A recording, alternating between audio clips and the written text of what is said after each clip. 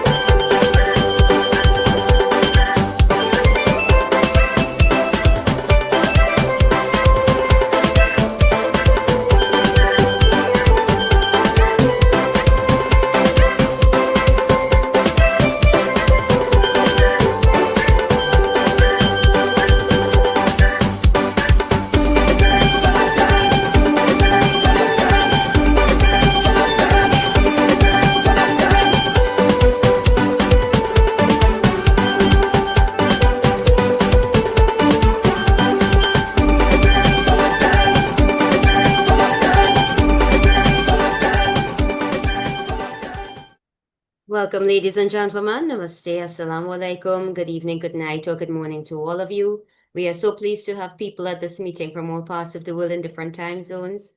I am Shakira Mohammed of Trinidad and Tobago, a teacher for the past 17 years. And ladies and gentlemen, this is the 282nd edition of our ICC Thought Leaders Forum. We wish to sincerely thank all of you who have contributed in whatever way to the success of this ongoing Pan-Indo-Caribbean and Pan-Indian Diaspora Global Project. For 281 unbroken continuous weeks, we have been here every single Sunday. And in the past 5 years, 5 months, and 2 weeks, we have featured 1,132 presenters from all parts of the world speaking on 281 topics. So, ladies and gentlemen, this is a weekly forum being hosted by the Indo-Caribbean Cultural Center, a legally registered research and publishing company operating since 2010. And in order to continue this weekly program and to make it bigger and better, we are kindly asking for suggestions and volunteers. If you give a donation, your name will be placed on our poster and all promotional materials, and you can contact Dr. Kumar Mahabir for details. I'll introduce our moderator today, who is Shalama Mohammed, the co-director of this ICC Zoom platform, who is a business teacher and researcher from Trinidad and Tobago. She obtained her master's degree in business psychology from Franklin University in the USA. Shalama, welcome. Thank you so much, Shakir. Assalamu alaikum, namaste, and a warm welcome to all of you. Thank you so much for choosing to be here with us. Today's program, like all the others, is being recorded on Zoom and live streamed on the YouTube channel of the Indo-Caribbean Cultural Center. So welcome to all of you on YouTube. To avoid intrusions from trolls, our IT manager has muted everyone. Speakers, please do not admit anyone, do not unmute anyone, and do not allow anyone to share your screen. We appreciate your cooperation. Before we begin today's program, we would like to extend Shubh Diwali to everyone. And in light of that, we have a song to commemorate the occasion that I'll ask Navin to bring to you right now. Navin, can we have that, please?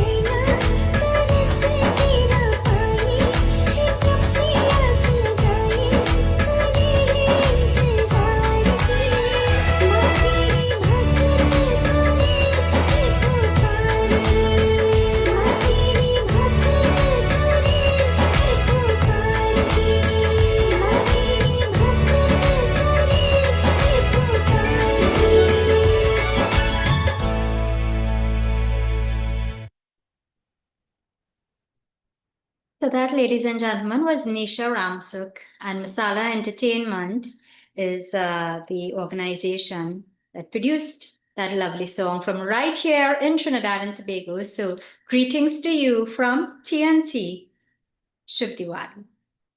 We also have a greeting from our Gujarati brother, Suresh Rajpura, who is living in England. And Navin, is it okay for you to bring that up now? Do you have it? Thank you. Dear friends, Namaste and best wishes for Shubh Deepavali to you all. May the lights of Deepavali dispel the darkness of ignorance, hatred, judging, grudging, anger, lust, greed, etc. from us. At the same time, may the lights of Deepavali fill up our life with joy, happiness, hope, compassion, being kind, helpful, and the best possible human being that we can be. Dear friends, Buddhists, Hindus, Jain and Sikhs all celebrate Deepavali but for different reasons. Buddhists to mark the day when King Ashoka embraced Buddhism. Hindus celebrate to mark the return of Lord Rama from Vanavas. Jains celebrate Deepavali to mark the day when Lord Mahavira attained the Nirvana. At the same time, Sikhs celebrate for Bandishore. May the lights of Deepavali fill up your life with joy and hope. Namaste, Hari Om. So very thoughtful of him. Thank you so much, brother. And again, Shubh Diwali to everyone. So let's begin today's program, which is entitled, Was Indian Indentureship a Crime Against Humanity? A little bit about that. Under international law, crimes against humanity is defined as acts committed as part of a widespread or systematic attack directed against any civilian population with knowledge of the attack. These acts include enslavement, deportation, imprisonment, torture, rape, persecution, and other inhumane acts causing great suffering. Many descendants of the indentures, activists, and post-colonial scholars are calling for recognition, apology, and reparations for Indian migration and indentureship based on the argument that the system of Indian indentureship involved widespread and systematic abuse that fits the spirit, if not the technical legal definition, of a crime against humanity. Today, we interrogate whether historically and morally Indian indentureship can be viewed as a crime against humanity due to the systematic exploitation and dehumanization which was involved. We also question the legal ramifications. And we begin today with Professor Shardanan Harinandan Singh, who is the founder of grammateology, an emerging academic discipline exploring the history, culture, and genealogy of grammateers and their descendants worldwide. Welcome, Baba. Thank you, Salima ji. Everyone, Ram Ram, Namaste, Assalamu Alaikum. I am so great thankful to this platform, ICC, especially Dr. Kumar Mahabir, my dear Bitya Shalima Muhammad, Shakira, and all what we do not see today.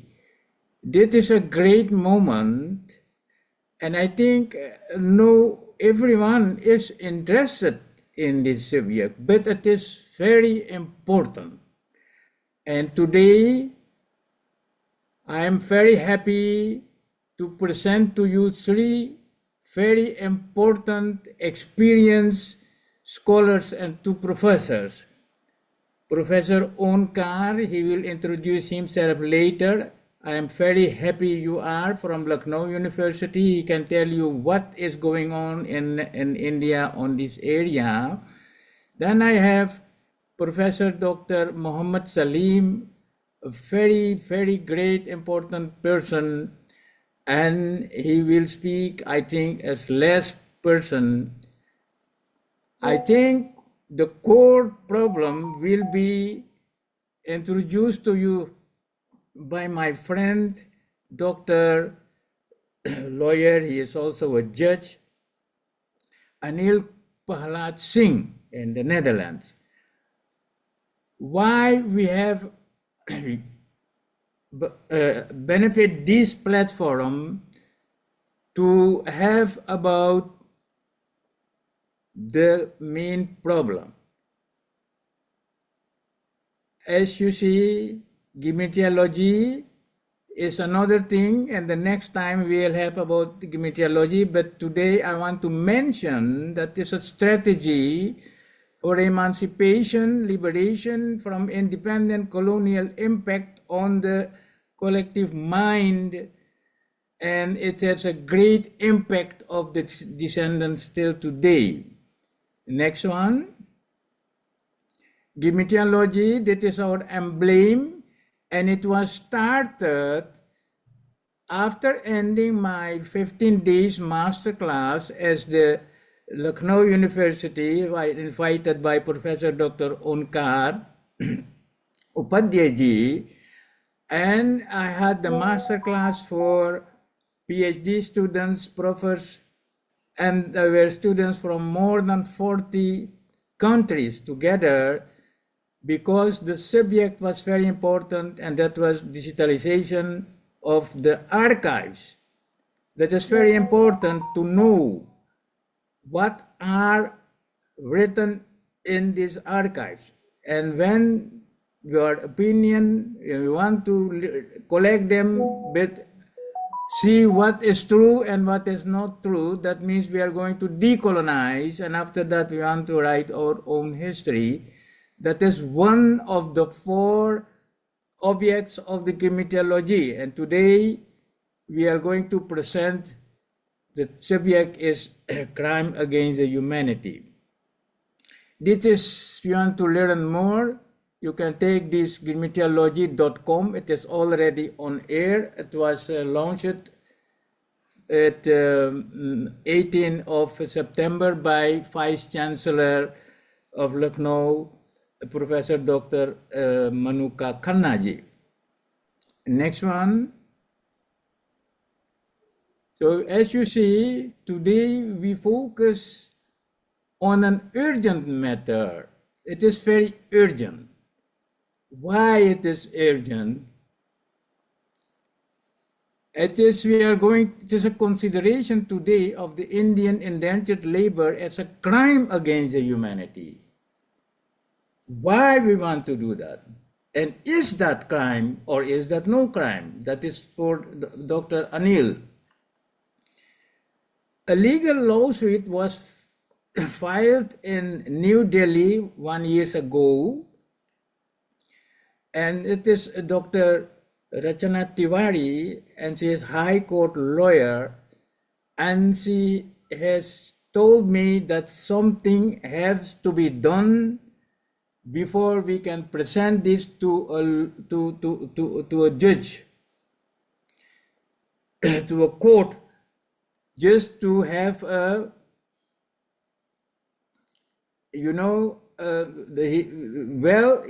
is indentured labor well or not a crime against humanity? You see that we have today our gematology team, and they will present you more about from the different points of this issue. Next one. Salima, please, would you like to read those for me, because my eyes are not so good. Go on, Okay, please. Baba, let me help you. So Shakir, Yes. just work with me going down the road, right? No, let's come back. So slavery was officially recognized as a crime against humanity by the United Nations in 2001, a universal acknowledgement of human suffering and moral, these messages, I'm sorry, and moral responsibility. Yeah.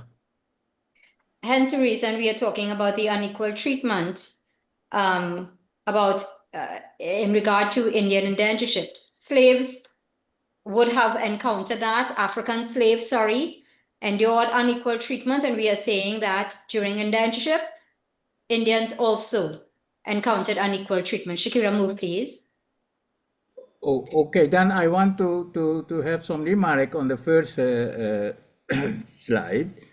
You know that the slavery is already declared and accepted by United Nations in 2001 as crime against the humanity.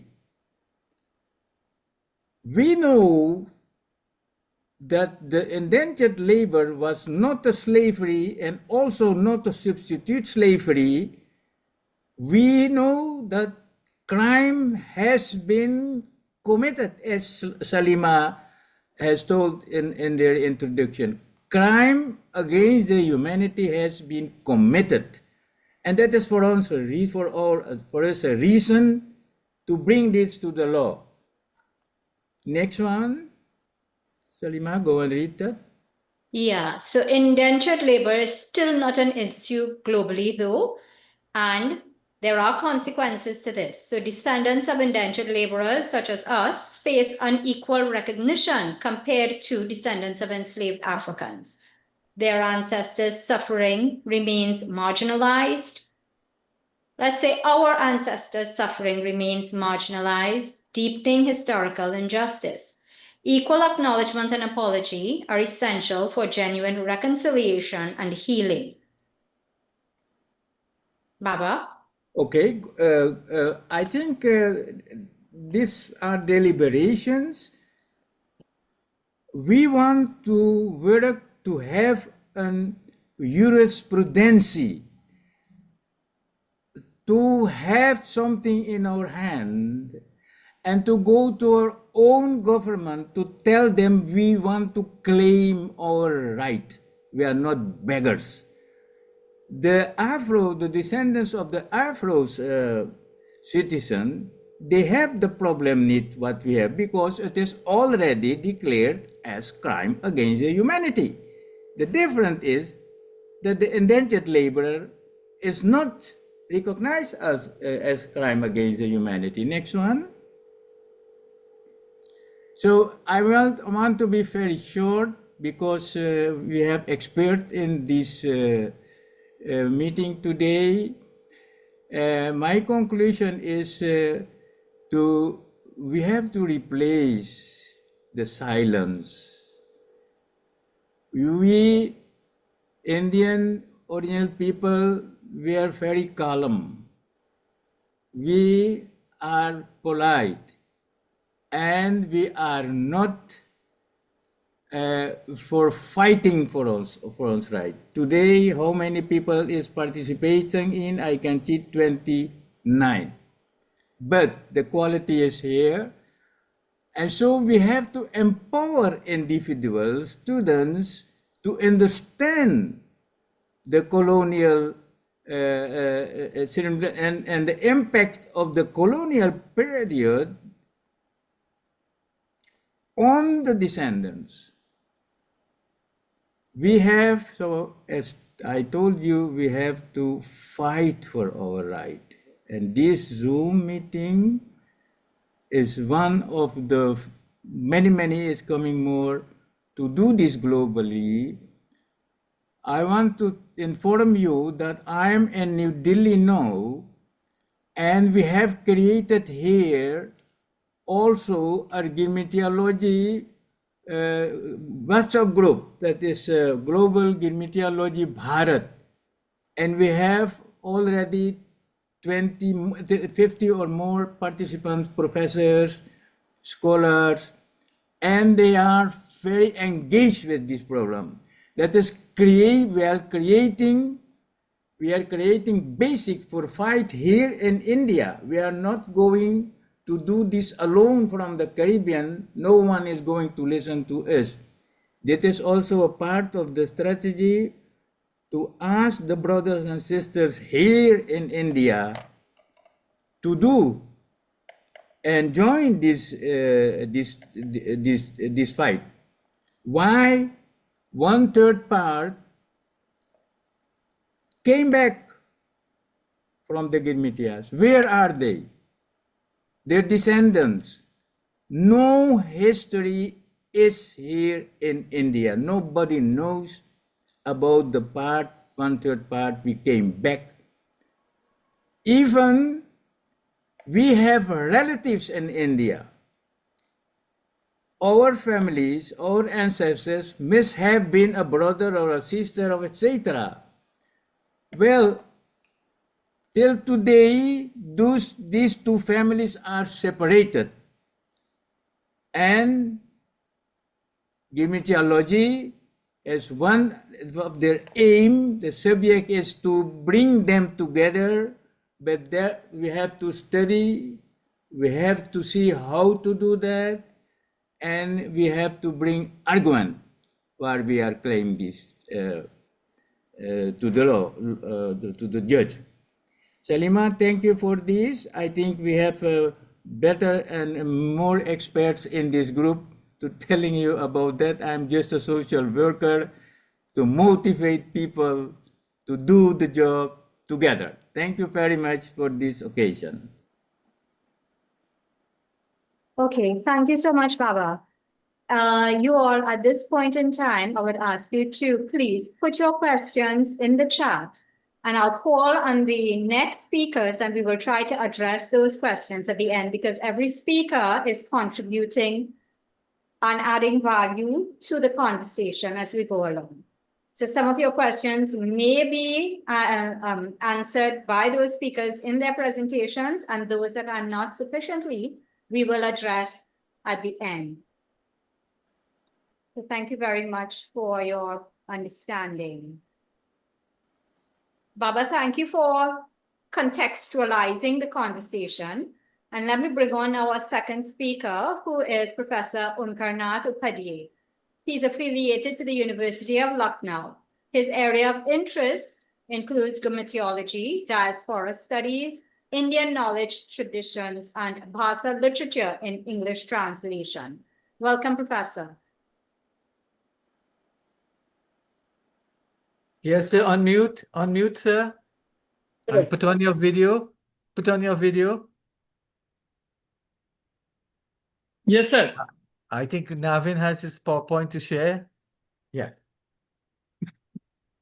Am I audible and visible, sir? Yes. Good. Namaskar. And Namaste. Shubh Diwali to all family members of extended India across the world. Actually, the topic of today's lecture is very pertinent. Today, Diwali is celebrated on the Tithi Amavasya. And after Amavasya, we find Purnima, enlightenment. So this moment is very precious for all of us. Actually, the British government passed anti-slavery bill on 28 August 1833. And after abolition of this slavery, we find another mode, what I often say, old wine in new bottle. And we find that the British government started indentured laborers, contractual laborers. And these laborers were sent for 5 years contracts, but contracts were not followed by the British government. Actually, the first ship which reached to Mauritius on 2nd November 1834. So on each 2nd November, Mauritian, Indo-Mauritians, we can say, celebrate a function in the memory of those indentured laborers. So what I mean to say that this indentureship has an historical context, and this area is interdisciplinary area of research and academics. This multicultural, multilingual, and that need to be digitized in an organized form. So at global level, this indentureship started from 1834 and continued up to 1922, where we find people of Indian origin, and not only Indian origin, but across the world, they were sent to different parts as indentured laborers. It's a legal framework which examines international law, definitions of crimes against humanity and slavery. It's a very pertinent issue that this slave indentureship should be considered as a crime against humanity. Since the British government, not only British colonizers, but colonizers, we should say, French, British, Portuguese, Dutch, they all carried indentured laborers to the countries like Mauritius, Fiji, Guyana, Trinidad, Jamaica, South Africa, and so countries. So they were sent as forcefully sent as indentured laborers, and now they are at the center, at the government, because wherever the British went, they ruled upon the land of the people. That's why the British did sink. But wherever Indians went, they went to rule upon the heart of the people of the land. भूभाग नहीं शत शत मानव के हृदय जीतने का निश्चय. So that's why Indian indentureship or Indian culture will proliferate across the world. The British or these colonizers systematically violates, abused, forced laborers, and violated human rights. So in that case, they impose atrocities upon indentures. Next, please, Dr. Naveenji. Well, indentures was a system of contract labor where workers signed agreements to work for a fixed period, typically 5-7 years, in exchange for passes, housing, and food. However, the reality often involved coercion, deception, and conditions resembling slavery. At global level, when we just review, we find over 2 million people, Indians, plus Chinese, Pacific Islanders, and others were transported to colonies worldwide from 1834 to 1920. Next, please. Yes. Among indentures, we find about 40.5% of migrated people were transported to the countries like Mauritius, Reunion, Seychelles from 1834 to 1916. The numbers were 4,85,885.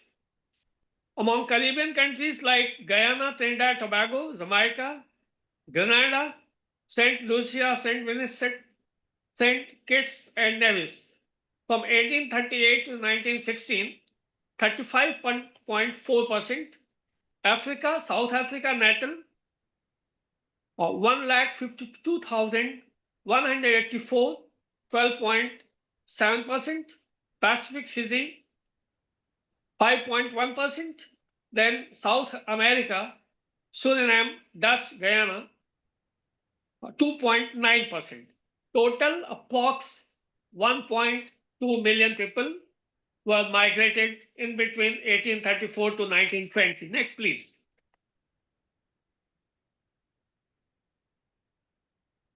Legal framework, crimes against humanity. Let us see international law standards. The Rome Statutes define crimes against humanity as systematic attacks against civilian populations, including enslavement, deportation, and other inhumane acts. They framed the rules, but they did not abide themselves. Article 7, enslavement as crime against humanity. Systematic nature of violation required state or organizational policy involvement, widespread or systematic attack on civilians. Elements of enslavement, Contemporary legal standard define enslavement through control over persons' movement, labor and autonomy, exercise of ownership, rights over persons, forced labor under threat of punishment, control over physical environment and movement, dehumanization and commodification. So these are some of the basic thoughts which we find difference between ideal and reality. Reality is totally different than that of idealism. Next, please. Systematic violation, documented abuses, sexual violence against women, systematic sexual abuse by plantation of the overseers, forced prostitution and sexual exploitation, lack of legal protection and recourse, high mortality rates among women and children, physical violence and punishment, whipping and corporal punishment for minor infractions, confinement in stocks and public humiliation, extension of contracts for attempted escape, physical abuse by overseers and plantation. I remind of one of the statements of Vasudev Pandey, who delivered in one of his lectures, said, the exile of Lord Rama completed after 14 years, but the exile of we indentured laborers still continued after 140 years. So this is a kind of anguish which prevails across the world. Next, please. Indenture system analysis, crime against humanity. Evidence supporting systematic nature, state involvement, forced labor, dehumanization, and widespread suffering meet legal criteria. These are some of the evidences which prove that indenture should be considered as a crime against humanity. Contemporary recognition. Growing academic and legal consensus recognizes indenture as form of forced labor and crime. Counter arguments, voluntary contracts, legal framework existed, eventual freedom granted, different from chattel slavery. Legal precedents. Nuremberg Charles, modern human rights law established that consent does not justify inhumane treatment. Actually, it was inhumane treatment, but they themselves claimed that's not inhumane treatment. Next, please. Next, timeline of resistance and abolition. Actually, it doesn't mean that there was no resistance for the abolition of this indentureship. From 1860s to 1880s, indentured workers organized strikes, protests, and rebellions against harsh conditions and abuse in colonies worldwide. This kind of protests continued, and 1870s to 1900s, royal commissions and investigations documented systematic abuse, leading to growing international criticism. From 1900 to 1920 abolition movement, Indian nationalist movement and international pressures led to gradual abolition of indenture system. Here I would like to remind one statement that Giriraj Kishore wrote a novel in which he considered Mahatma Gandhi as Pehla Girmitiya, and Government of India celebrates that day of 9th January, when 9th January 1905, after 23 years of his services in South Africa, Mahatma Gandhi came back to India, and this day is celebrated as Pravasi Bharatiya Divas. So Government of India celebrates Pravasi Bharatiya Divas, and every year we acclaim the efforts of these brand ambassadors who still continued. No doubt it was considered as a bane in the beginning, but now it's no more a bane, it's a boon for all of us that India is not a geographical entity, it is a cultural entity. Wherever we find people of Indian origin across the world, they carry Indian culture through festivals, through celebrations, through songs, through folk literature, through their food habits, and they themselves are closely connected with India. Next, please. Contemporary legal assessment. So here I'd like to mention one thing, that this is a very important aspect, that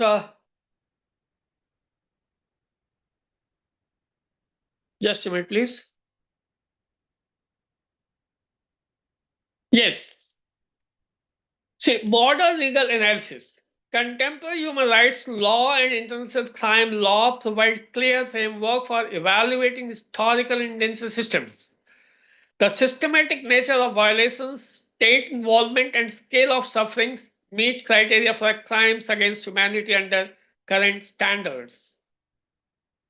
And as it finds in this graph, 35% people are systematic nature, and that can be considered and that can be implemented.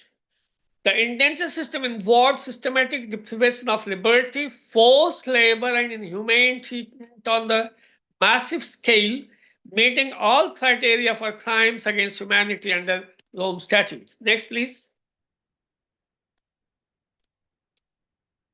So the indenture system, while legally distinct from slavery, constituted a form of forced labor that violated fundamental rights, human rights, and meets contemporary definitions of crime against humanity through its systematic nature, state involvement, and inhuman treatment of millions of workers. This statement reflects the growing academic and legal consensus that historical practices must be evaluated through the lens of universal human rights standards, regardless for their legal statutes at the time. The indenture system's systematic violation of human dignity, forced labor conditions, and state-sanctioned abuse constitute crimes against humanity under modern international law. One thing which I would like to respond, as Professor Shadanandji wanted to know about the efforts of Government of India. See, Government of India considers indentured as a blind ambassadors of Indian culture across the world.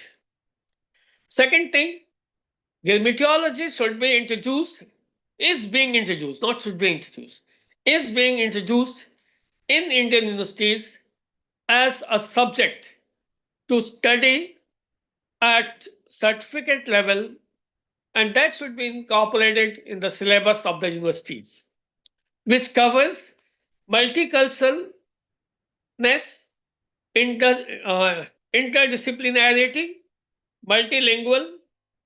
But one thing I'd like to say, that we have, as he already mentioned and confessed, that we find less organized platforms and digitized informations. So in that case, I organized one workshop in which on the title, Digitizing Girmitia Descendants. So at global level, we also try to explore the avenues through which we can incorporate the people of Indian origin, and I found about 152,000 emigration pass of South Africa. In the same way, in each country, we should try to create some platforms for the digitization of Girmitia passes, immigration passes. At the same time, we should also try to incorporate certain platforms from which one can easily trace the roots. Those who are in power, no doubt they can trace their roots, but there should be a very honest platform from where these indentured laborers could find out the sources of their ancestral lands in India. So these are some of my thoughts which I'd like to share with you, and I'm very thankful to Dr. Kumar Mahavir to provide me this platform. Thank you, sir. Namaskar. That's all. Thank you. Thank you. Thank you very Shalima? much, Professor. Go ahead. Quite a very informative presentation. I'll ask all of you all to, Pravin Kumar, I see you with your hand up, but please, I'll ask everyone to hold their questions or kindly put it in the chat until all the presentations have been made. I think you've opened the way, Professor Padye, for our next speaker who will handle the legal aspect of it, and this is Dr. Anil Pahlad Singh. He is a commissioner at the Dutch Human Rights Committee and deputy judge at a court in Rotterdam. He will speak about the legal qualification of indentured labor as a crime against humanity. So welcome, Dr. Pahlad Singh.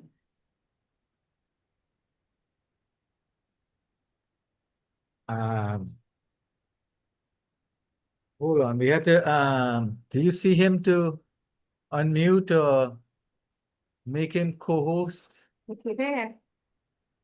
Make him co-host if you can. Is he there? Can you unmute him then? I am not seeing him. I know he was here earlier. Are you seeing Not him? hearing, sorry. Are you seeing him? You're not seeing him? I'm seeing here iPhone 1 Anil. Yeah, that must be him. Okay. Can you Right. put- So he probably Can you has give a him a call to prompt iPhone. him, please? Pardon me? Say that again, Shalima. Okay, he's unmuted now. Yes. Right. And Welcome. one of them has his PowerPoint, Navin.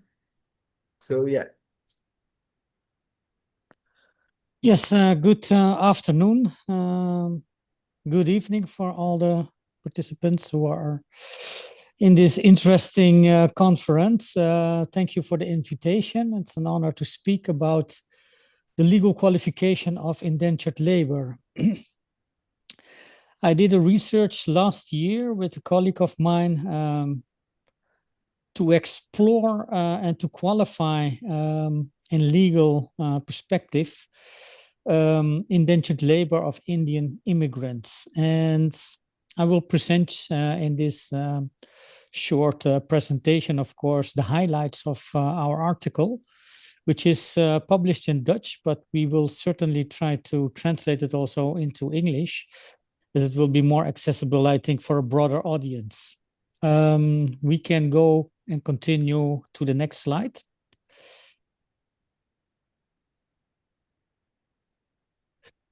In order to have a broad knowledge about the different international treaties in the area of, I would say, different forms of labor, and more specifically, the forms of labor which are abolished and are not allowed according to international law, I've made a, I would say, historical review of the several treaties which are, I think, applicable in the case of Indian indentured labor.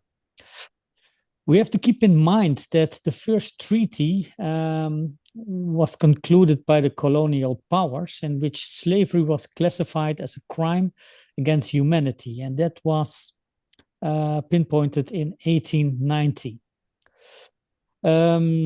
30 years later, in 1920, we have seen that the International Convention Against Slavery Prohibited was concluded regarding to all forms of slavery. Still, we are still in the area of slavery, And we can see also a next convention, which was concluded in 1926, which was called the Anti-Slavery Convention. When we're talking about Indian indentured labor, the most important treaty is the treaty from 1930, and that's the ILO Convention number 29, formerly known as the Forced Labor Convention. Is an international labor organization treaty that aims to suppress and eliminate forced labor in all terms and in all forms. We can continue to the next slide. So why is it relevant, these specific international treaties, in order to qualify indentured labor from the Indian immigrants?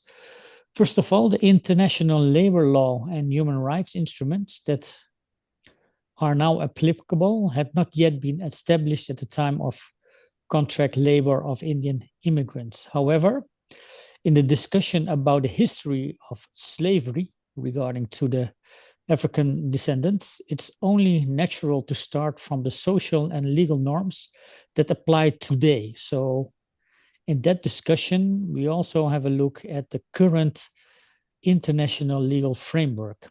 Secondly, the current international human rights and labor law standards are not unrelated to the colonial and slavery past. Actually, it's connected to each other. Thirdly, and that's, I think, one of the most important arguments, the ILO Forced Labor Convention was considered to be a codification of existing international customary law, which therefore also applied at the time of contract labor, as it was already customary law in the decades before, in which Indian indentured labor was actually still being enforced. So therefore, we have I would say, ILO Convention 29 as the legal framework to assess what the qualification should be of Indian indentured labor. We can continue to the next slide. We will have a close look on the ILO Convention 29. If we have a close look on this convention, this treaty, we can see that 3 forms of labor are prohibited internationally. The first form, and that's, I think, the worst form, that's slavery. The second form is servitude. And the third form, which is abolished and is not allowed, is forced or compulsory labor. These prohibitions are absolute, with very limited exceptions for work during detention, military or substitute civilian service, emergency service, or work that constitutes normal civic obligations. Modern forms of labor exploitation, including human trafficking, are covered under these prohibitions. We can continue to the next slide. If we have a close look now on the Indian indentured labor, we could conclude then that this cannot be qualified as slavery, as Indian workers were not the property of the plantation owners. The employment contract was concluded for a specific period, mostly of 5 years, after which the contract worker could return to British India or extend his or her contract work in the colony. Secondly, it can also not be qualified as servitude. The situation of contract workers was not permanent, which is one of the highlights with servitude in terms of duration, nor was it permanently hopeless. The decisive factor is that the employment contract was concluded for a specific period of 5 years, and that after 5 years, the contract workers could return to their country of origin. We can continue to the next slide. Yes. So we enter into the third form of labor, which is not allowed, and that's forced labor. And there are 3 elements in that perspective which are important in the concept of forced or compulsory labor. The first requirement is that there must be labor or service. The second requirement is that there must be a threat of punishment to compel someone to work. And the third requirement is that there must be involuntariness in the performance of labor.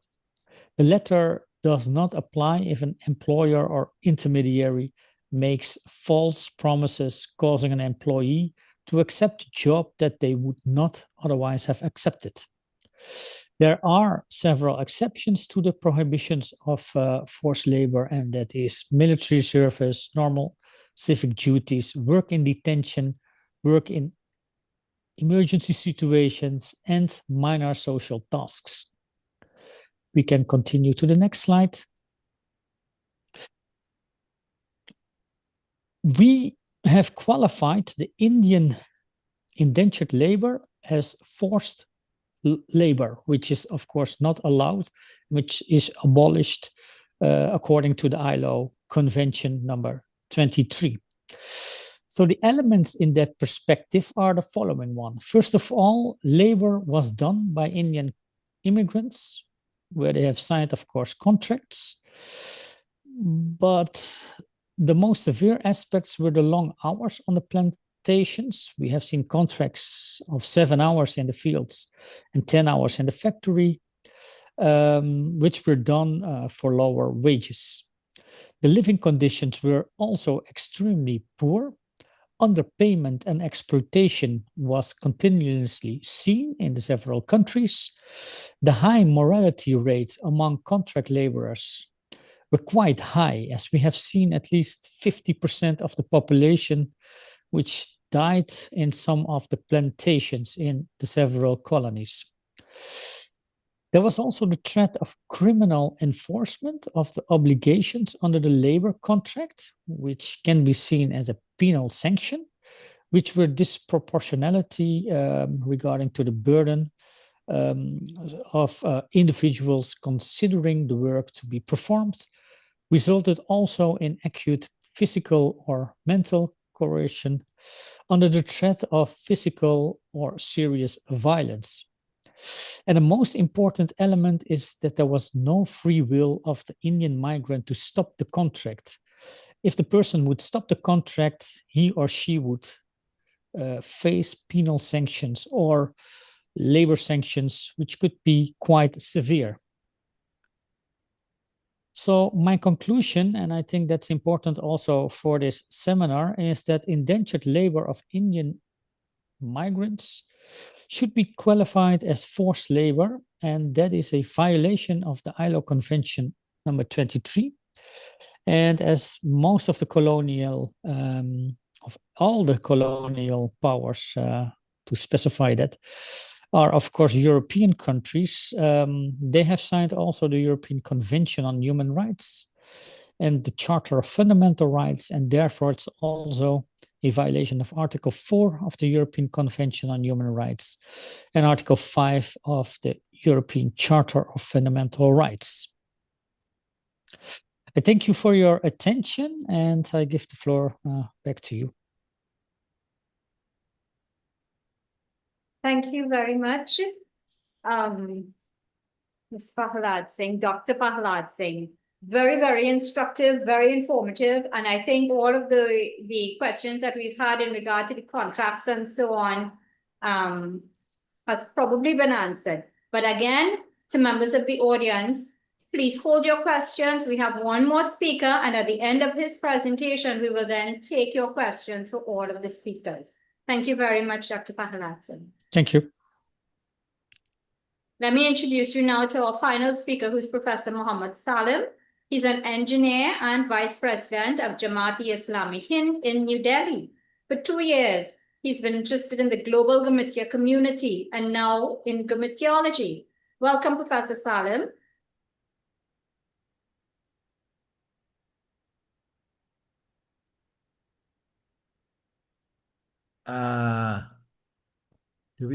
Is he there? We have to unmute Can we him. unmute him, please? Navin, are you seeing him? Okay, Professor Salim is unmuted. Can we get his video? Yeah, we had to make him co-host. Professor Hello. Salim? Yes, Hello, we can good hear morning. you. Can you please turn on But, your video? Can you put on my video on? Oh, you have to put it on You have to Yeah, make yeah, him it's from your co-host. side. To make him co-host. just now. My video is off from your side. Yeah, hold on. Give me a couple minutes. He's right under Professor Dr. Shahjahan.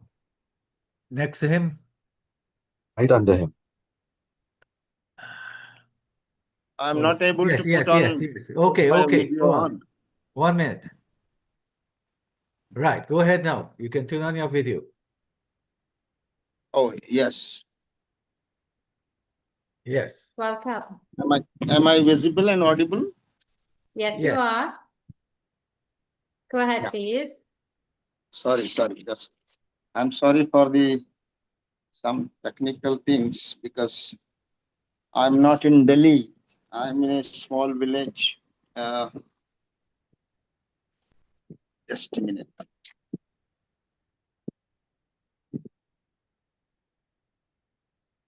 Yeah, is it okay? Yes, it's okay. Yeah. So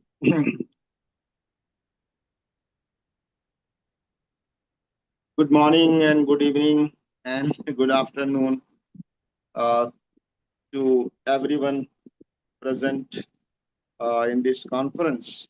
My greetings of peace. Assalamu alaikum.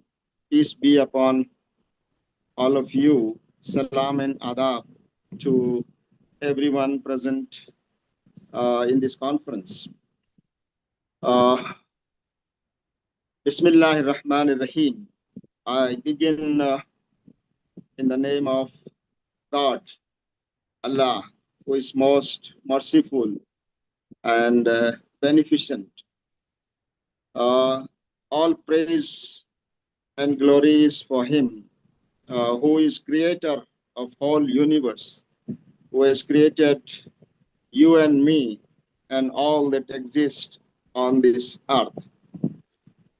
Praise and glory is for Him alone, who is omnipresent, who is omnipotent, who is omni-knowledge.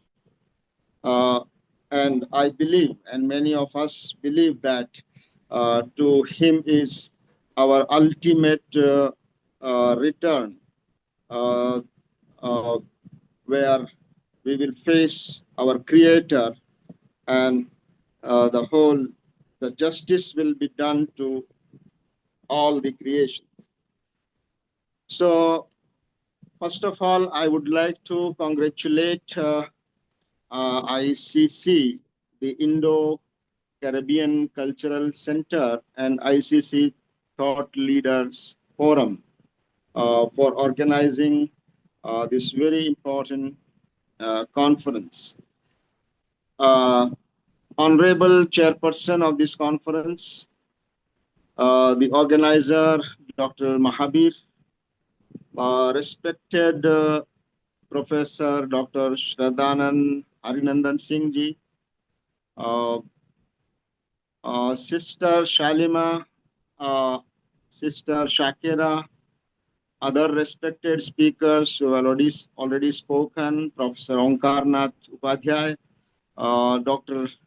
Anil Prahlad Singh, and my dear respected participants of this conference, dear brothers and sisters, my greetings and congratulations and good wishes for all brothers and sisters on the occasion of the festival of light, Deepavali. In India, we are uh, we are celebrating Diwali, and my heartiest greetings for all of you. May, because you know that Diwali is the festival of light, and when light comes, the darkness has to go. and the darkness, injustice is a form of darkness. And when light comes, the injustice has to vanish. So let us hope that throughout the globe, wherever injustices are being done, wherever oppressions is being carried out, wherever killing of innocent people, genocide are being done, wherever the strong and big powers, big countries are oppressing the smaller ones and making them slaves. Let us hope that in coming times, the light of justice would prevail, and all kind of injustice, exploitation uh, will end up.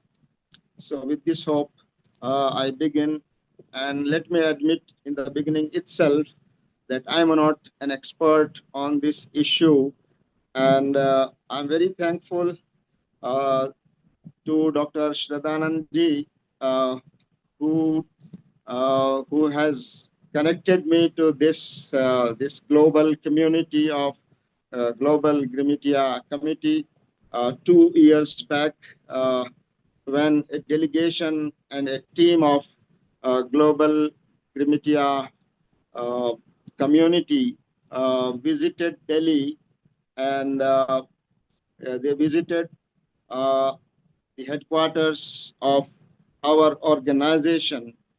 Our organization's name, as has been mentioned, Jamaat Islami Hind. We are working throughout the country since 1948, and we are a socio-religious organization.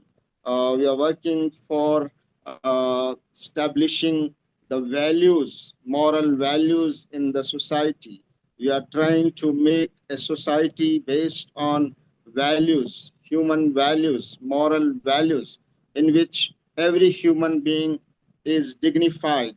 Every human being's dignity has to be upheld, and every human being are equal, and justice has to be assured to every human being.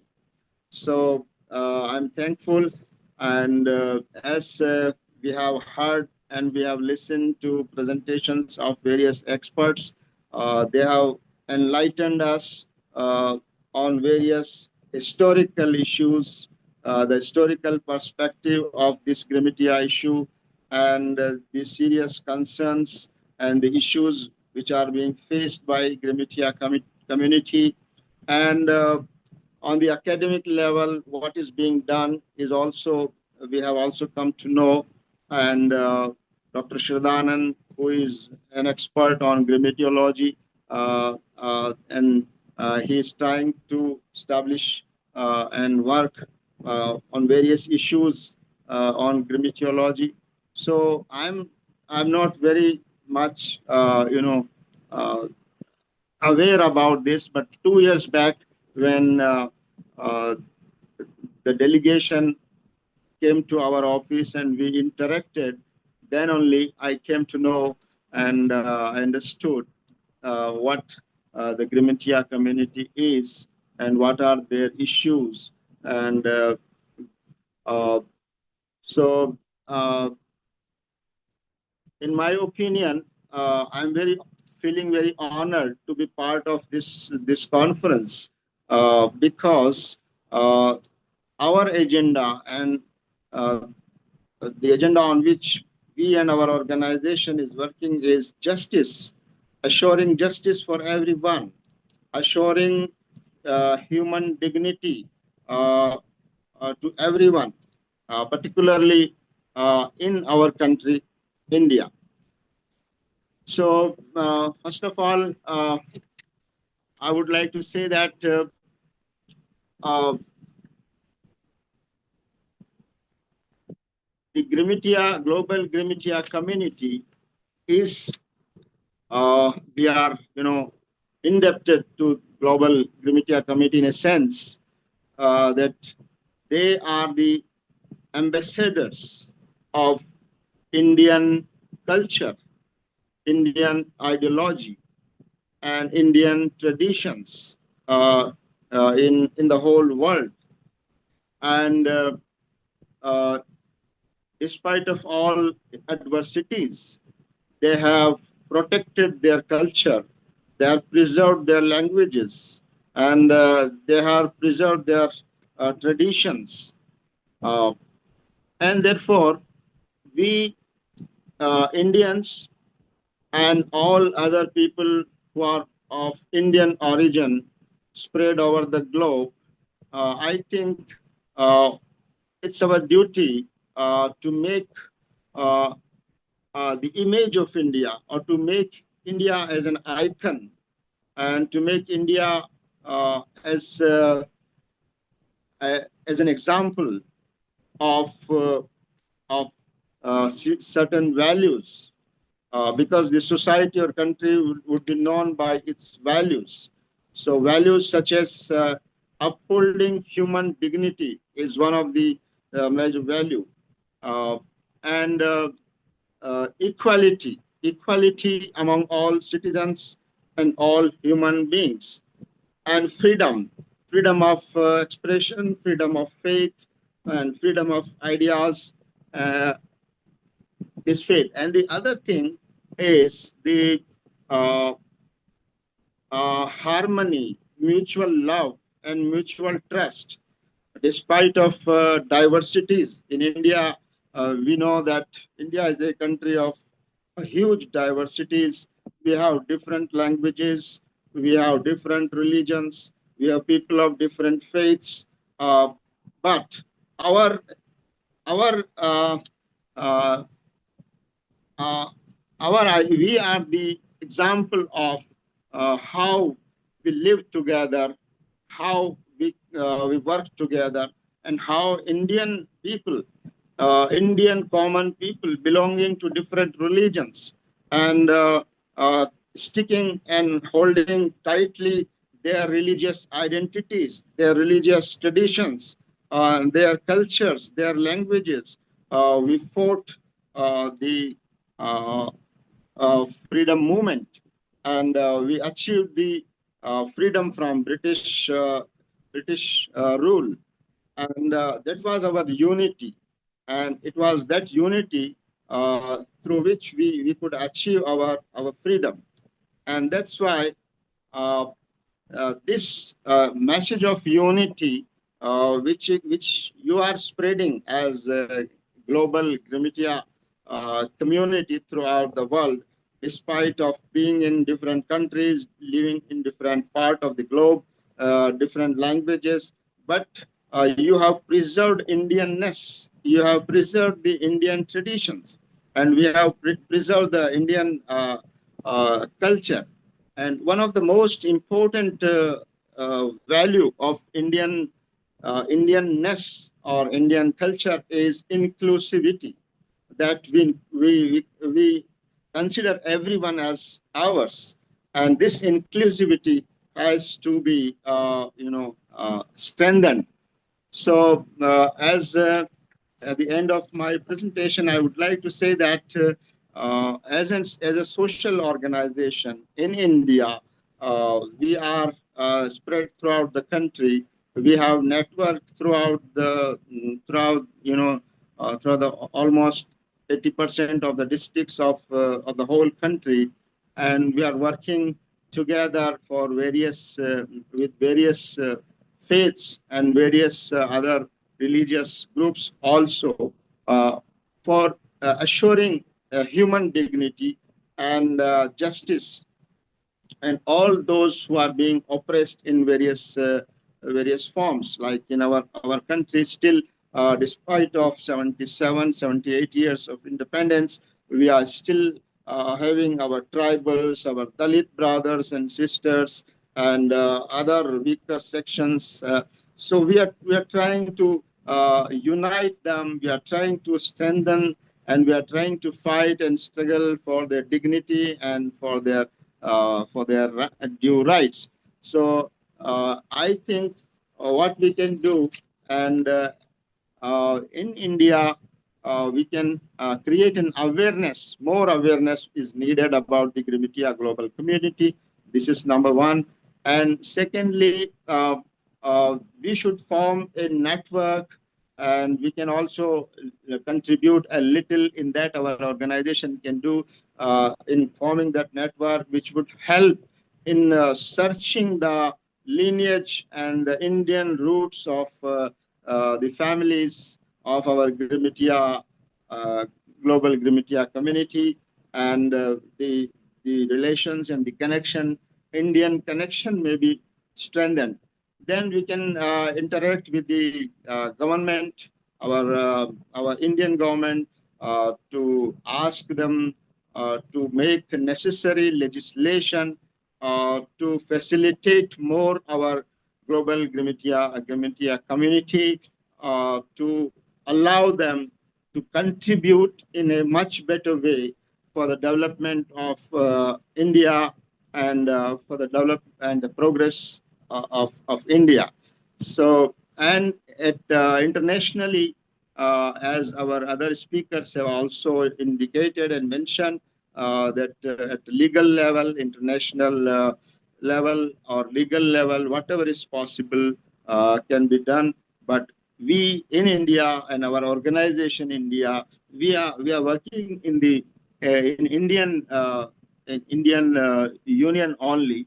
So whatever is possible at our end to connect and to strengthen the connection of our global Grimetia community to their Indian roots and origin.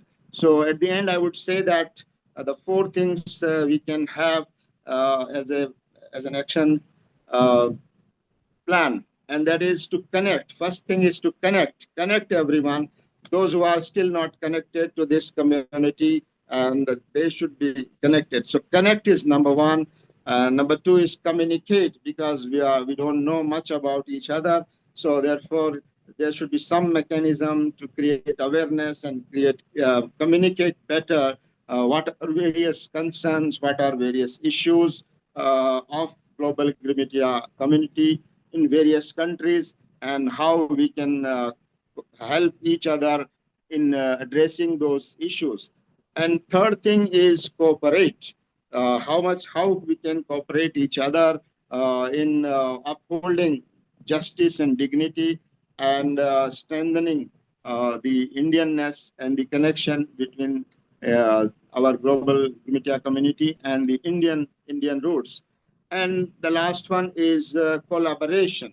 So there can be certain issues where we can collaborate, we can work together, and some portion of the agenda we can take as an organization. And this connecting, communicating, cooperating, and collaborating. I think at this point I would end my presentation, and I would again, at the end, I would like to thank all the organizers and the office bearers of ICC, and all the participants in this conference. And at the end, I again pray to Almighty God, Almighty Allah, that let us make this world a world of peace and a world of justice, where all human beings and their dignities are upheld, and as it has been mentioned, that Vasudhaiva Kutumbakam, the whole world, whole globe is our family. And the similar thing has been said in Islam, al-khalqu ayalullah, the whole creation, the whole all human beings belong to one family. So with this I end, and I thank the organizers for giving me this opportunity to connect to this forum. Thank you all. Thank you very much, Professor Salim. I think you'll be relieved to know that you have been heard by persons in the diaspora from several different countries. And I was very pleased to hear that you are willing to assist via your organization, which is widely spread, You have a very large network, I understand now.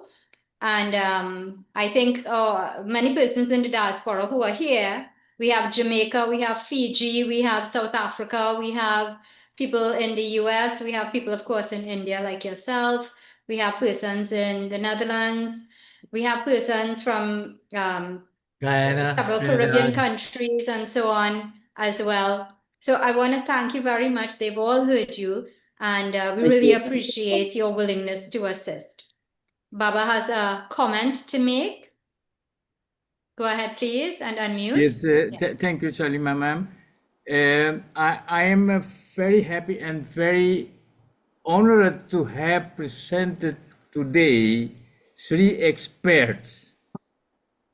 It is Allah will, God's will, that I have met these persons. At first, Anil Prahlad Singh, he is a very, very intelligent man, and the way he has built his presentation, it is so logical, and he brought it to the point. It is forced labor. That means we can go for a case, a legal case. I'm going to ask him if that is true. Professor Onkar has given us a very historical étalé, a contour van what is going on in India. They are not sitting with the hand, they are working for this, they are creating awareness. And so happy, you have surprised me, Professor Onkarji. I didn't know you have so much knowledge. My professor, I can call him Maulana Muhammad Salim. The last thing you have mentioned, the fourth thing, Pir se bolo. Cooperation. Sorry? Cooperation. You have mentioned four things. Connect, communicate. First thing is connect. Second is communicate. Third is cooperate. And last one is collaborate. Thank you. Thank you. Thank you.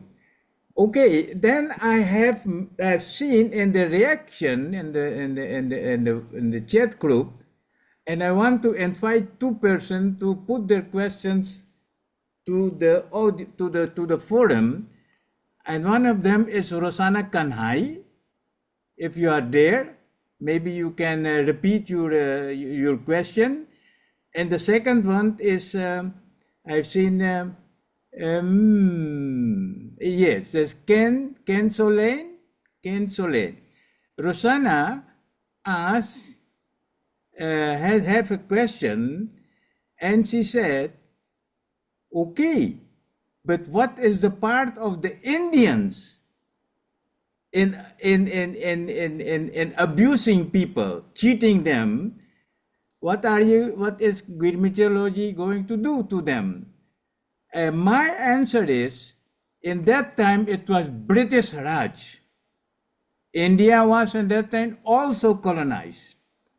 This everything what happened has to go to the British Raj, to the Britons. To the Mr. Ken Solane, I think you have mentioned that there was an agreement. Yes, there was an agreement. But having this agreement, the rules have been broken. Crime has been committed, as Dr. Anil said. I think if you can put your question to one of the speakers, we can debate, have a good debate on this area. Please, thank you. Okay, Baba, thank you very much. So we'll take Ken's question, and I'll ask Dr. Prahlad Singh to please respond to that because it deals directly with the contract. So his question is, does a signed contract or agreement from a legal point of view become a point that would detract from, no, he fixed that question, sorry. Does a signed contract or agreement from a legal point of view detract from establishing an indentureship as a crime? Thank you for the question. Of course, the starting point always is the signing contract, but you always have to assess what or how the contract was enforced in practice. So if we can see what we have seen is that the practice was that indentured labor was in practice forced labor. Although they had signed, of course, a contract, they were not paid for the wages according to their contracts. The housing facilities were quite poor, and that's said in a positive way. And even if they would like to end the contract, they were not allowed to do that. They would get civil sanctions, but more severe also criminal sanctions. So yes, of course, the starting point is the contract, but you have to have a look and have to assess how the contract was done in practice. The same as nowadays in modern times, when you have, for example, people coming from Asian countries working in the Middle East, or you can see East European workers working in West European countries. They also have signed contracts, but in practice, you can also say these are forms of labor which is not allowed according to international human rights treaties and international labor treaties. So I think that's my answer on this interesting question. Thank you, Dr. Prahalad Singh. Let me just ask you, have you seen any differences in the enforcement of the Dutch from the British and French contracts? At least I've seen differences between the Dutch and the British. We have to keep in mind that if we have a look at the indentured labor in Trinidad and Guyana, that was some decades before the indentured labor in the Netherlands. Also, the Dutch stopped the indentured labor for 5 years due to reports which they obtained from the British consul. They saw a lot of exploitation, abuse, so therefore they stopped the indentured labor for at least 5 years in Suriname. So we can see, I think that's also an interesting point, to do more research about the different colonies, the French, the English, the British, and the Dutch, to see, of course, there are similarities, but there are also differences. And I would say that the situation in Guyana and Trinidad was more severe than the situation in Suriname, because the Dutch then had already learned and seen a lot during decades, but also the British had, of course, seen also these, I would say, negative and bad experiences. So yes, that's the difference I've seen in practice. Okay, thank you very much. Ranbir, go ahead please with your question. I know you've been waiting long. Thank you for your patience. Ranbir, can you unmute please? Oh, he's unable to unmute. Okay, I just have now. Thank Yeah, you I very much. unmuted him. Sure. Great stuff from all the speakers. Very interesting looking at contracts, because whenever this issue is raised, the defense is various. It says, well, this wasn't slavery, these were employment contracts. Yeah, okay. Well, that's under debate. Also, the other thing they always dish out is, oh, well, India's got slavery, India's got caste system, forgetting that caste discrimination was made illegal after independence, not while the British were there. I'm not saying it's perfect, but to do that's against the law. And the slavery that happens in India is a problem with people trafficking. It doesn't happen because of the state, it happens in spite of it. You need a stronger civil society. It happens due to mafia groups. Now, you get the same problem in Europe. You get the same problem in Britain. In fact, in Netherlands, in the red light district, most guys working there are from like East European countries, Africa, Latin America. And that's, again, even on this mundane level, construction sites, you get that, supposedly employment, but they're learning to modern slavery. But these things happen in spite of laws, not because of them. The difference was indentured labour happened because it was done by the state and because laws enforced it. As mentioned about penalties to try and break the contract, If you broke a contract now in employment, you might not get a good reference. I think it was a bit more severe in the plantations if you broke a contract there. And I think that's what needs bearing in mind. An actual employment contract will allow you to leave, and the penalty would mean something, like I just mentioned, not being whipped and not being put in the prison situation as happened in the past. So that's the main difference I was trying to highlight. When you look at crime against humanity, the state was involved, just as it was in sending children from Britain to Australia to boost the white population. They were also abused. They said, oh, it's a social service, but the reality was they were treated as slave labor right till the 1960s, in fact. And that was done by the state. So whenever you look at issues about modern slavery, always remember, is the state behind it or is it happening against the law? I hope that wasn't too fast, but I like making that distinction. Please, would you like to have a question, sir? Okay, so the Thank you, question was Ranbir? okay. So the Ranbir question Singh based ji? the base question is basically this: whenever you ask about people not being organised or trying to highlight the issue, that does happen. But every time the response is, "Well, India got slavery. Indentured labour wasn't slavery; it was employment contracts." That's always defence that's put across. That's That is So it was a already said. comment. It was a Yeah. comment, basically. So Well, thank you very really, much, to the Ranbir. speakers, in how would they respond to these kind of, torsions that this wasn't actual crime against humanity and it wasn't even slavery. It was employment. Some even say opportunities. That's what the defence is. It's Okay. saying, that's what I'm trying to That say. is And very how do clear. we counteract that sort of allegation? That's very clear, sir. Anil, Thank you. Thank you, Ranbir. Dr. Mahabir, do you have a question? More comment. Yes, good point by Anil. A good study that some of us can do, maybe Shalima, maybe both of us, could be to compare the contracts of the different European colonizers. It's a clear-cut, nice, neat study. Look at the British contract, the Dutch, the French, and so on, and make some comparison. And I think this is really a good suggestion. The point I want to make really is that the people, the Girmitias, those who were signing the contracts, I don't think they were fully aware of the terms and conditions of the contract. It was in a different language, and I don't think they had somebody to adequately explain it to them. They were just signing, and because in fact they didn't know where they were going. They thought they were going across a river when they left India.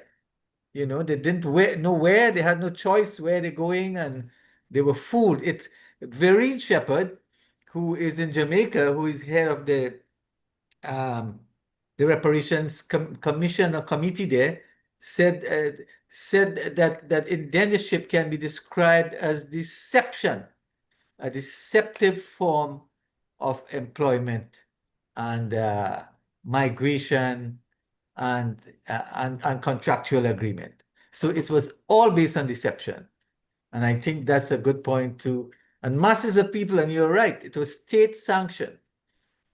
So that's my point. All right, great. Thank you very much for that comment. Mr. Praveen Kumar, please go ahead.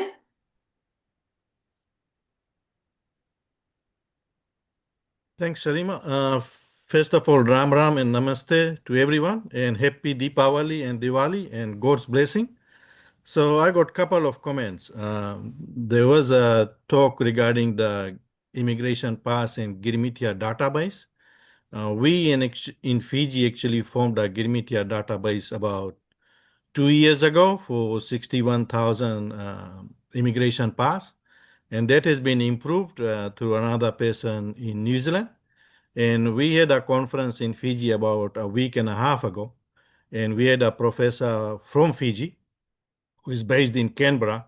And so he is going to use his team using artificial intelligence, where we will incorporate some more information such as Google Map, etc., to make it easier. But there was a speech, I think, about 12 months ago by the Prime Minister Narendra Modi regarding compilation of immigration pass and creating a database for nearly 2 million indentured laborers. But I don't know where that is at this stage. And secondly was, the comment by Professor, that the Indian government remembers about Mahatma Gandhi and his fight against the indenture system. And so I'd like to mention to Professor Onkar and the audience that we people from Fiji have been very disappointed with the Indian government for the last, you can say 100 years or 55 years since independence. And only recently did I found out that, the person who was one of the key person behind fighting against the indenture system was Pandit Tota Ram Sanadia. And I've read his book twice, and I even read it before I went to the conference in Fiji. And he actually went back to India and sat with Mahatma Gandhi and Nehru for number of meetings. And I was surprised. I saw a video about a month ago, and his house, which is in near Agra somewhere, is in a depleted condition. And so we had some consultation with the High Commissioner who was present in Nandi, Fiji, and former Indian High Commissioner. And we are going to ask the Prime Minister and the government of Uttar Pradesh to turn his house into a museum with, other information regarding Dr. Manilal and Sadhu Vasis Muni and Sadhu Kupasamy. And it was, very surprising for me that even his, great grandkids, like Nati, Pota, and the fifth or sixth generation or the seventh generation do not even know who Tota Ram Sandhya was in the village. And so there has to be a lot of education. And I also would like to mention regarding Professor Van Anil's thing about that, plantation owners could not own indentured laborers. If you study the map of Fiji, we have about 300 islands or more, actually 700 islands. And there are some islands where these plantation owners in a way or form owned these people. And one of the island now is presently owned by Mel Gibson. And I'm trying to visit his island and I can't communicate with him or get his phone number or email. And the other one is owned by Arnold Schwarzenegger. And these were two places where, people were taken on a boat and told to jump, or they were shot and the sharks ate them. And it is so sad of what happened. So I'll leave it there. But once again, happy Diwali. I know the time difference. So we're celebrating Diwali in Australia and New Zealand and Fiji today, and probably you guys will be celebrating Diwali tomorrow. So that's why I leave it. Thank you. So thank you very much. Thank you for taking time out from your Diwali celebrations to be with us I'm still today. sitting in the bed. Yeah. It is about Thank you. 6:30 a.m. here. So let's hear a response from Professor Upadhyay. I see you've indicated here that you will communicate his concerns to the government of UP. And Yes, ma'am. there's the email address. Go ahead, please, sir. Actually, You can turn on your camera if you wish. sir, We it's can hear not you. open. Try it now to turn on your video. Hello? Am I Yes. audible, ma'am? Yes, There's we can some hear problem you. with the You're camera. audible, yes. No Actually, problem. Actually, I am deeply concerned about the issues raised by Praveen Sai. Certainly, it's a fault on the part of initiative. And I'm sure that since I am in Lucknow, and Lucknow is the capital of Uttar Pradesh, we have so many resources to communicate your concerns with the higher authorities. And as sir mentioned, the residence of Totaram Sanarji should be declared as museum. But we need any proposal on behalf of Indo-Fijian people, Girmitias.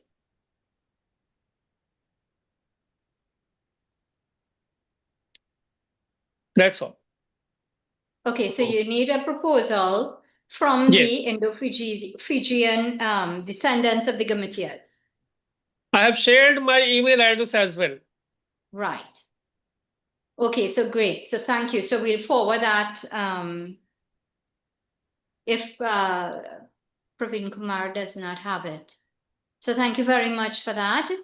Dr. Shadanand, you wanted to say something?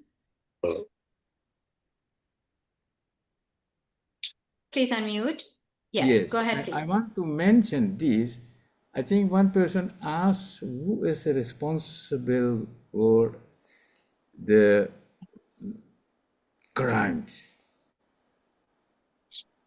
I have told when I was in Lucknow University on my last day of the master class, Professor Onkar Upadhyay knows that I have mentioned that when India became independent, then they have negotiated about a lot of things with the British Raj. And my problem was they have never mentioned about the Gimitias abroad. That's why today we have the problem. I think Bharat Raj of the Bharat Raj of Jawaharlal Nehru and Mahatma Gandhi even has to claim the rights and the reparations on behalf of the Gimitias. But nobody has done, and today we are fighting for our rights. And I'm very happy that more and more Indians are aware about their brothers and sisters overseas. They want to connect, but there is no support from the government. There's a policy, but how to do things what we want to do. And I think it is maybe a complaint to the Raj of Nehru and the same Mahatma Gandhi ji who has seen what was happening in South Africa when he came back to India and the independence was there. Even he did not mention the Gimitias. Sorry to tell this, but it is true. That was my remark for today.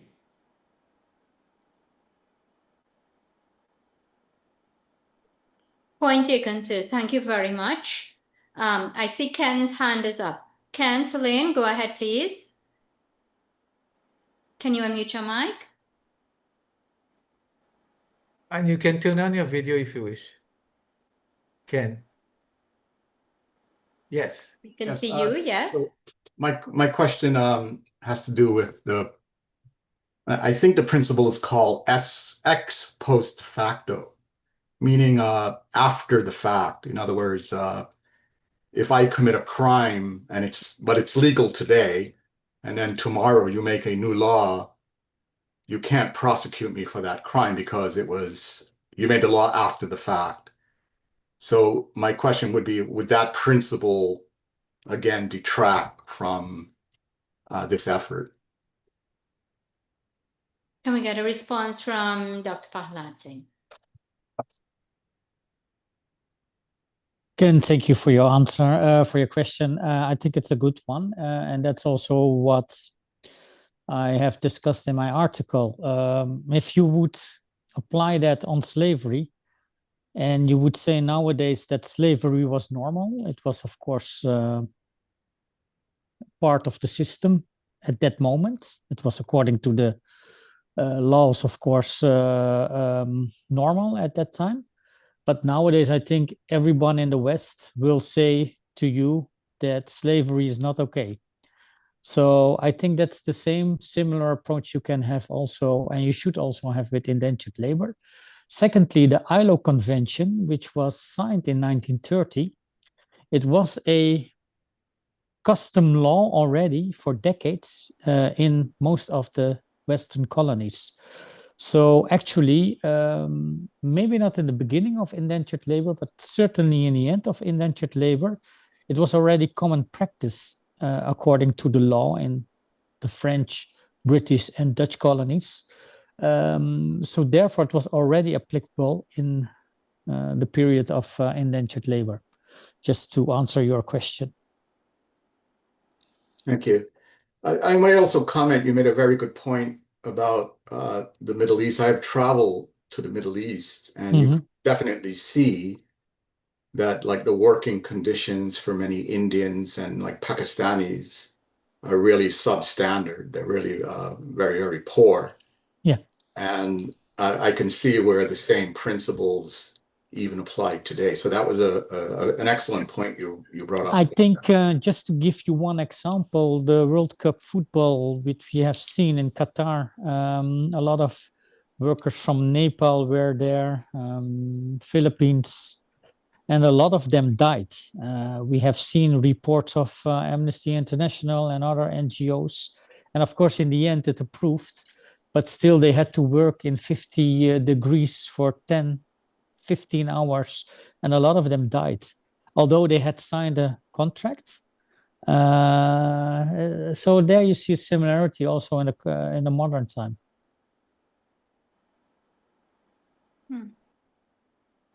Yeah, thank you for sharing that. Dr. Arnold Thomas, welcome.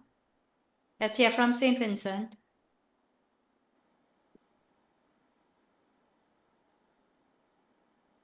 Can you hear me now? Yes. Good. Well, first of all, I'd like to commend all the presenters. What they've really shown is that although indentureship was not slavery, but there were several aspects to it that were really slavery. And in the case of my little island, St. Vincent, we were always talking about that. We recently celebrated Indian Heritage Day, which was the 7th of October. And that was the day when Indians on several estates marched to the capital to protest the treatment that they were being received. And the treatments they got were nothing less than being slaves on the estates.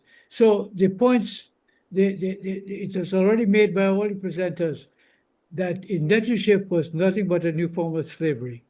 Now, the next question is, what do you do about that? And we know what should be done.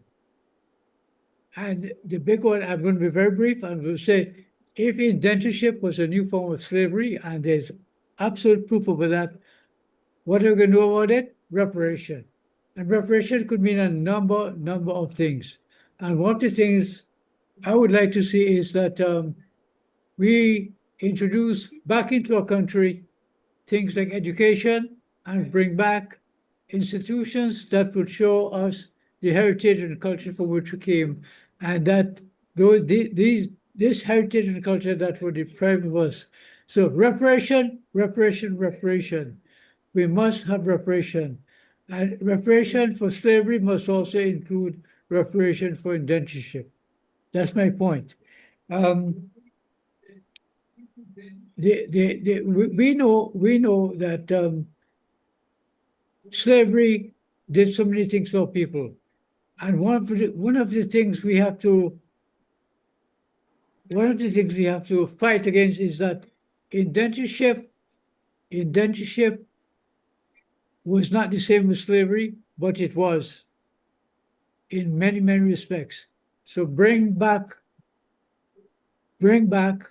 our culture, our heritage, and this is part of the reparation scheme we have to look at. Thank you very much. Thank you. Dr. Thomas, does St. Vincent have a seat on the CARICOM Reparations Commission? Is there a representative? Well, when it started, because St. Vincent was very much involved in that.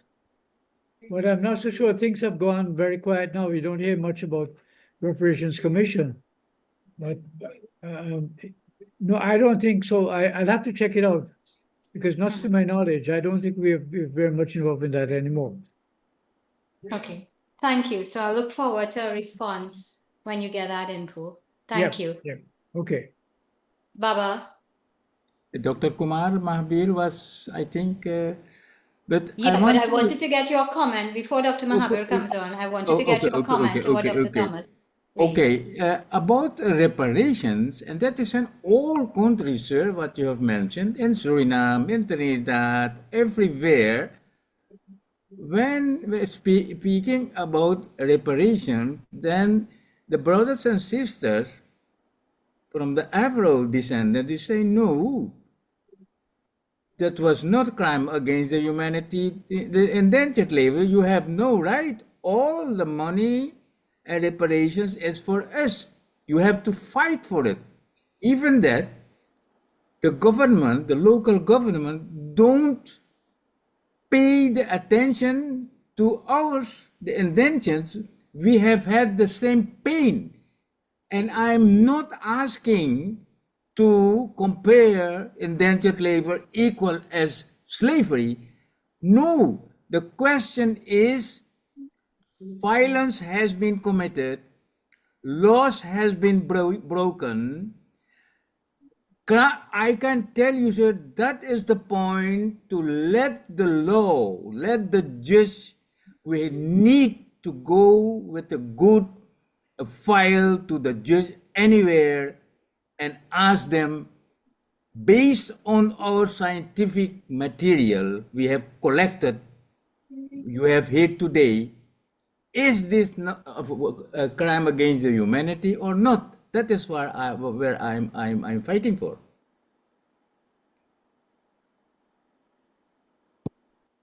Okay, thank you. Thank you for that, Dr. Mahabir. You're muted. Yeah. For indentureship to qualify to request reparations, the proponents have to show that it was a crime against humanity. That's the basis. That's the axis on which everything spins. Exactly. So you have, I think, with the material that we are collecting, so far what we have seen in this webinar is generally a framework. And I think a template. I think we all have to work together, Shalima and myself and others, have to work towards making a contribution, maybe in a book form, a report, and each of us will take an aspect to show that was a crime against humanity. Only when we do that, then we can make a case, because this is what the activists and the scholars and the academics of the Afro descent are saying, that it was not slavery. It was not even equivalent. They are contesting that it was a new system of slavery. The other point I want to make, indentureship has been tacked on to that reparations commission in the Caribbean just as a window dressing, a token. At no level, in no country, is an Indian on a committee or in the commission. Even at the low, middle, or high level, there is none.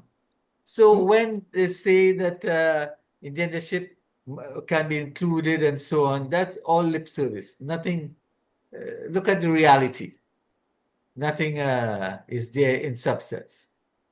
Okay, so Dr. Mahabir, when Prime Minister Kamla Prasad Bisasa took office in 2010, the CARICOM Reparations Commission was commissioned under her purview right here in Trinidad and Tobago.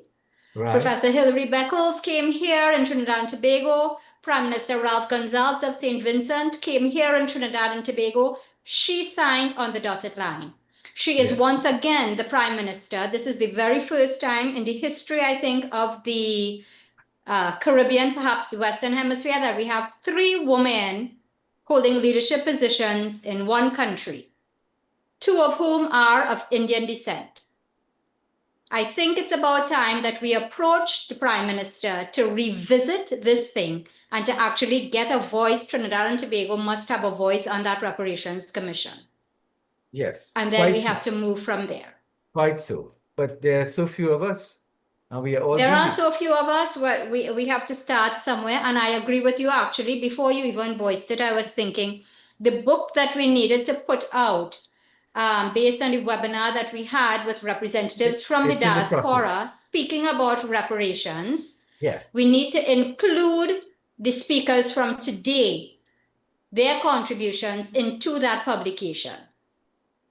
So it will not just be reparations, it will be this reparations, Indian indentureship was a crime against humanity, and contextualize the call for reparations. Okay, quite so. Quite so. So we'll do that. So to the speakers, So then we kindly had note- we had to hold on that book that is almost ready to go. No, so let's just add this. It will make it all the richer. Yes, I agree. So I to have our a la- speakers today, I have a last question. Well, please. please take Dr. note. Yes, Anil, we will be asking you to contribute to this book. So your presentations today will be documented and included. I'm happy to do that, but what is the deadline? Shalima will decide on the deadline. Let's, Dr. Pahlad Singh, let's work until December. Okay, that will work for me. I Yeah. can write it in and translate it into English. Yes. And I hope Professor Upadhyay will also be okay with December. Baba, Professor Salim. And I'll send a chat for you, and you would probably do that part. I don't know. But I had a last question to Dr. Anil and Professor Upadhyay. Hearing this today, what can you advise? Because I know my lawyer in Delhi told me scientific evidence is not hard enough to go to the court. What kind of evidence we have to collect? Oral history? Can you give us some advice? Because studying and making a book, I think that is not enough for a court. That is what my lawyer told me. The book will be tendered as supporting evidence because the book will have documented evidence.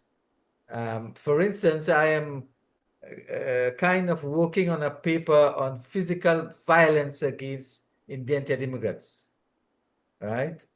So it will be documented using historical evidence and oral history. I had a question for Dr. Anil.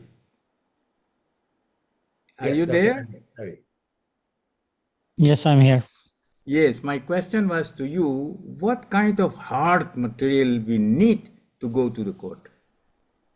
Because putting things, scientific, social researchers and coming with the information, I don't think the lawyer, the court will accept that. No, well, I think there are two things. First of all, I think it's important also to document a lot of things.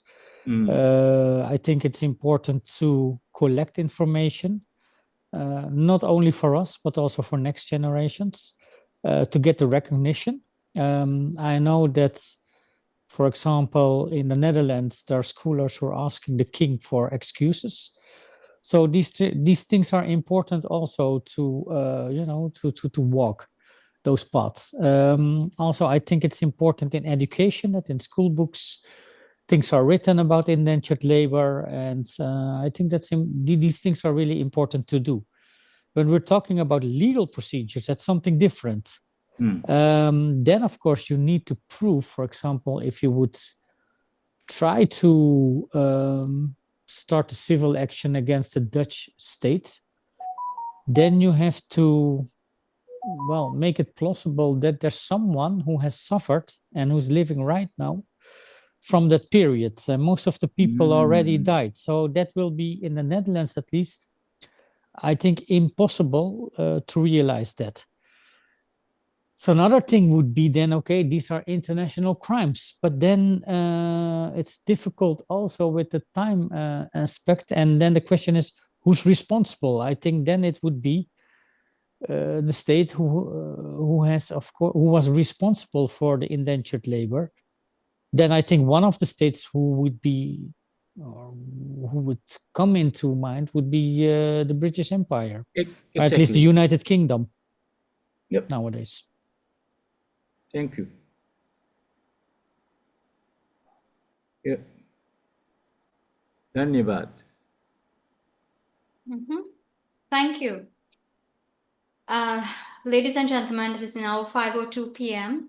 here in Trinidad and Tobago, much later in India, and where several of you all are. I think it's been a very valuable discussion today, and I want to thank everyone for their participation. We will be in touch. Thank you. Thank you. Shakir? Thank you all. Thank you, professors. Anilvi. Thank you, and have a good Diwali. Happy Diwali. Yes, this has been a very eye-opening presentation and program today. And there's a lot of food for thought, and I do believe a lot more information has been brought out, and a continuation of this discussion should be done. So we want to thank all our presenters. We want to thank everyone for joining today, taking the time to attend and also to participate. And as we've said earlier, this public meeting is being hosted by the Indo-Caribbean Cultural Center, and you can feel free to contact the ICC. Remember, we are kindly asking for your suggestions. If you give a donation, your name will be placed on our poster and our promotional materials. Please contact Dr. Mahabir for details. Our topic next Sunday will be Cultural Heritage and Identity in the Grammatia Diaspora. So we want to thank our planning team led by Dr. Kumar Mahabir and Charlama Mohammed, our IT consultants, Daryl Grandsam and Navin Mangal, and again, Daryl, for designing the poster. So please visit, like, and subscribe to our YouTube channel to see all our past recordings. I am Shakira Mohammed of Trinidad and Tobago saying goodbye. May God bless you all. Dhanyavad.